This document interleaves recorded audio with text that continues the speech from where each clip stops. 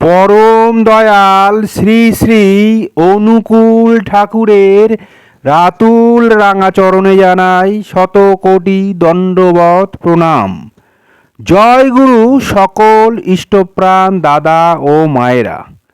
আশা করব ঠাকুরের কৃপায় আপনারা সকলে ভালো আছেন, সুস্থ আছেন। আমরা আজকে ইষ্ট প্রসঙ্গে আলোচনা করব ঠাকুর বাড়ি থেকে ৩রা মার্চ উপলক্ষে বিশেষ একটি বিজ্ঞপ্তি বেরিয়েছে সে বিষয়ে। আমরা সবাই জানি ৩রা মার্চ দোল পূর্ণিমা। সেই দোল পূর্ণিমায় কিছু বিধিনিষেধ করা হয়েছে ঠাকুর বাড়ি থেকে। কিছু পালনীয় জিনিস রয়েছে। কীভাবে সেগুলো আমরা পালন করব? ঠাকুরকে আবির কিভাবে দিতে হবে, তার জন্য কি ব্যবস্থা? ওই দিন পূর্ণগ্রাস চন্দ্রগ্রহণ। এই সম্পর্কে ঠাকুর বাড়ি থেকে বিশেষ বিজ্ঞপ্তি জারি হয়েছে। এই বিজ্ঞপ্তিটা আমাদের প্রত্যেককে অতি মনোযোগ সহকারে শুনতে হবে এবং পালন করতে হবে। চলুন আর দেরি না করে আসল কথায় আসা যাক। সৎসঙ্গ অফিসিয়াল পেজ থেকে এটা পাওয়া। দোল পূর্ণিমা ও পূর্ণগ্রাস চন্দ্রগ্রহণ সংক্রান্ত বিজ্ঞপ্তি। ৩রা মার্চ ২০২৬ মঙ্গলবার দোল উৎসব। বিভিন্ন সৎসঙ্গ কেন্দ্র, মন্দির, বিহারাদিতে এই উপলক্ষে যদি কোনো অনুষ্ঠান করতে হয় তাহলে পৃথক অস্থায়ী দোলমঞ্চ অন্যত্র তৈরি করে সেখানেই যেন সকলের আবির অঞ্জলি দেওয়ার ব্যবস্থা করা হয়। শ্রীমন্দির বা প্রার্থনা গৃহের ভিতরে শ্রী শ্রী ঠাকুরের প্রতিষ্ঠিত আসনের সম্মুখে যাতে কোথাও কেউ আবির বা রং না দেন, তার জন্য সংশ্লিষ্ট স্থানের পরিচালকরা সজাগ, সতর্ক ও তৎপর থাকবেন। তাহলে কি বললেন যে এই দোল পূর্ণিমার দিন সবাই মন্দিরে যায়, ঠাকুরের সৎসঙ্গ বিহারাদিতে আমরা গিয়ে থাকি, সেখানে গিয়ে আমরা ঠাকুরকে আবির দিয়ে থাকি। তো এরকম যারা যাবে তারা যেন শ্রী শ্রী ঠাকুরের প্রতিষ্ঠিত আসনের সম্মুখে যাতে কোথাও রং বা আবির না দেন, তার জন্য সংশ্লিষ্ট স্থানের পরিচালকদের সজাগ, সতর্ক ও তৎপর থাকতে বললেন। এই রং বা আবির দেওয়ার জন্য যদি কোনো অনুষ্ঠান কেন্দ্র মন্দিরে করতে চান তাহলে ঠাকুর বাড়ি থেকে নির্দেশ দেওয়া হয়েছে আলাদা ঠাকুর মঞ্চ তৈরি করতে। সেখানেই যেন সকলে আবির অঞ্জলি দেন। ঠাকুরের শ্রীমন্দির বা প্রার্থনা গৃহে যেন কেউ রং বা আবির না দেন। দোল পূর্ণিমার দিনে ভারত ও বহির্ভারতে বিভিন্ন স্থানে চন্দ্রগ্রহণ দৃশ্য এবং তৎসংক্রান্ত বিধিনিয়ম পালনীয় হবে। ওই দিন ভারত ও বহির্ভারতে বিভিন্ন স্থানে চন্দ্রগ্রহণ দৃশ্য রয়েছে এবং তৎসংক্রান্ত যে বিধিনিয়ম সেগুলো কিন্তু অতি অবশ্যই পালন করতে হবে।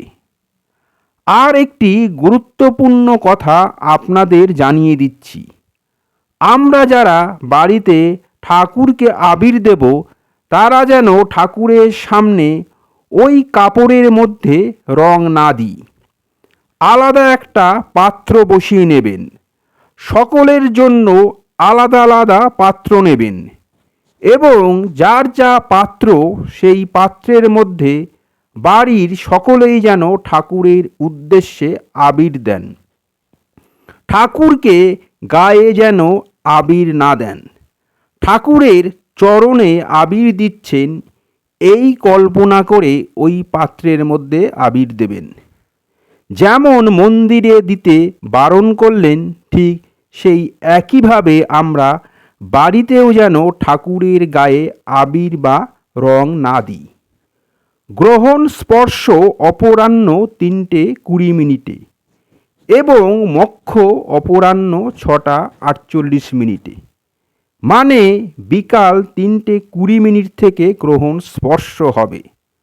সৎসঙ্গ কেন্দ্র, মন্দির, বিহার ইত্যাদিতে যেখানে বিকালে ভোগ নিবেদন করা হয়, সেই সব স্থানে এই সময়ের মধ্যে কোথাও ভোগ নিবেদন করা যাবে না। বিকালের ভোগ নিবেদন অপরাহ্ন 3টার মধ্যে সমাপন করা বাঞ্ছনীয়। যেখানে যেখানে বিকালে ভোগ দেওয়া হয়, এই সময় কিন্তু ঠাকুরকে ভোগ দেওয়া যাবে না। বিকাল 3টের মধ্যে এই ভোগ সমাপন করতে বলেছেন। আবার দেরি হলে ঠাকুরকে 7টায় ভোগ দিতে হবে। ততক্ষণে তো ঠাকুরের খিদে পেয়ে যাবে। তাই বিকালের ভোগটা যেন 3টের মধ্যে দিয়ে দিই, বিশেষ করে ওই দিন। আমরা গ্রহণের সময় যেমন কিছু খাই না, গ্রহণ লাগার আগেই আমরা আমাদের খাওয়া দাওয়া শেষ করি, ঠিক সেরকমই ঠাকুরকে গ্রহণ লাগার আগেই ভোগ দিতে হবে। বাংলাদেশ অথবা অন্য কোনো দেশে গ্রহণ কোন সময় দৃশ্য তা অবহিত হয়ে তদনুসারে কেন্দ্র, মন্দির, বিহারাদিতে উল্লেখিত ব্যবস্থা গ্রহণীয়। গ্রহণ কোনো স্থানে দৃশ্য না হলে সেখানে পালনীয় কিছু নেই।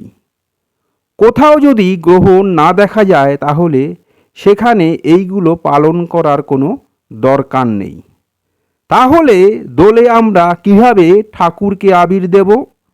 মন্দিরের পরিচালকদের সজাগ সতর্ক থাকতে হবে। আলাদা দোলমঞ্চ তৈরি করে সেখানে আবির দিতে হবে। আমরাও বাড়িতে আলাদা আলাদা পাত্রের মধ্যে ঠাকুরকে আবির দেব।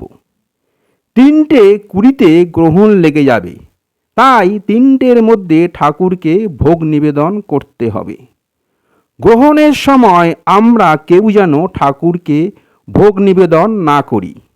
সবাই কিন্তু এই বিধিনিষেধগুলো ভালো করে শুনবেন এবং সেগুলো পালন করবার চেষ্টা করবেন। 3রা মার্চ মঙ্গলবার এই দিনটি একটি গুরুত্বপূর্ণ দিন।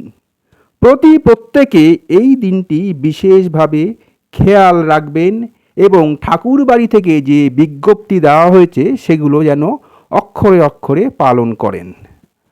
আজকের ইষ্ট প্রসঙ্গ এখানেই শেষ করলাম। আশা করব আজকের আলোচনা আপনাদের ভালো লাগবে।